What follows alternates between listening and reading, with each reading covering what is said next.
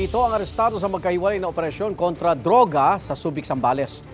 3 naman ang inaresto sa bypass operation sa Orani, Bataan.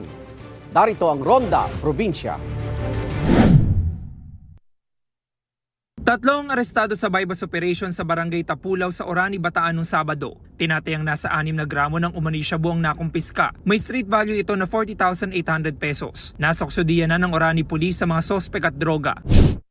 Nitong Sabado rin nadiskubre sa operasyon ng Philippine Drug Enforcement Agency ang isang makeshift drug din sa Subic, Zambales. 4 ang arestado sa bypass operation sa Barangay Calapandayan. Nakumpiska ang 7 sachet na naglalaman ng humigit kumulang 10 gramo ng hinihinalang shabu. Tinatayang nagkakahalaga ito ng 68,000 pesos. Na-recover din ang iba pang drug paraphernalia.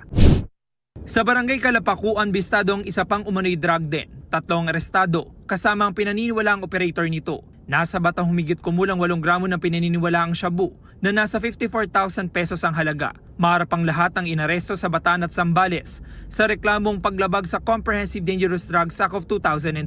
Wala silang pahayag. Ito ang unang balita. James Agustin para sa GMA Integrated News. Igan, mauna ka sa mga balita, mag-subscribe na sa GMA Integrated News sa YouTube para sa iba't ibang ulat sa ating bansa.